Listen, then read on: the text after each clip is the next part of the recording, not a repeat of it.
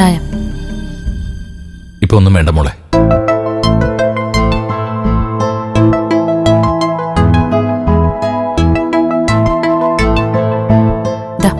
കുടിക്കച്ച. കുടിക്ക.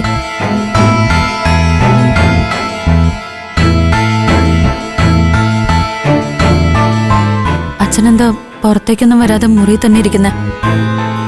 വയ്യായിക വല്ലതുണ്ടോ അച്ഛാ? ഏയ്, കുഴപ്പമൊന്നുമില്ല മോളെ.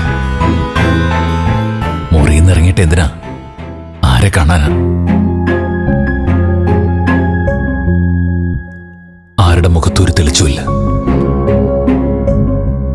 പഞ്ചരത്നത്തിലെ വെളിച്ചം നഷ്ടപ്പെട്ടുകൊണ്ടിരിക്കുക.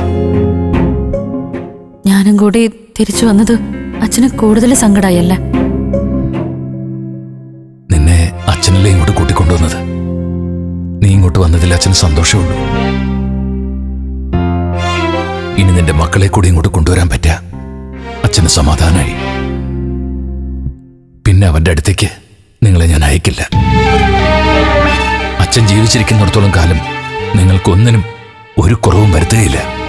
ഇത്രയും കണക്കൂട്ടൽ അച്ഛന്റെ മനസ്സിലുണ്ടായിട്ടും അച്ഛൻ എന്തിനിങ്ങനെ തളർന്നിരിക്കുന്ന? അമ്പിളി ചേച്ചിയുടെ ഈ സ്വഭാവമാണോ? അതോ ഒരു കാര്യമില്ലാതെ ദയ ഇവിടെ വന്ന് നിൽക്കുന്നതോ?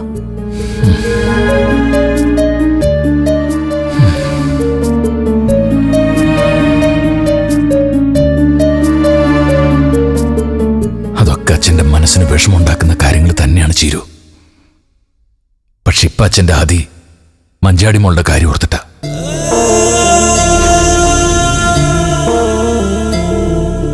അവളുടെ കാര്യത്തിൽ പെട്ടെന്നൊരാതി ഉണ്ടാവാൻ എന്താ അച്ഛാ കാര്യം? മഞ്ചാടി ജീവൻ രാജിന്റെ വീട്ടിൽ തന്നെ ഇല്ലേ അച്ഛാ? അവനെ കുറിച്ച് അരുതാത്ത എന്തെങ്കിലും വാർത്ത അച്ഛൻ അറിഞ്ഞോ?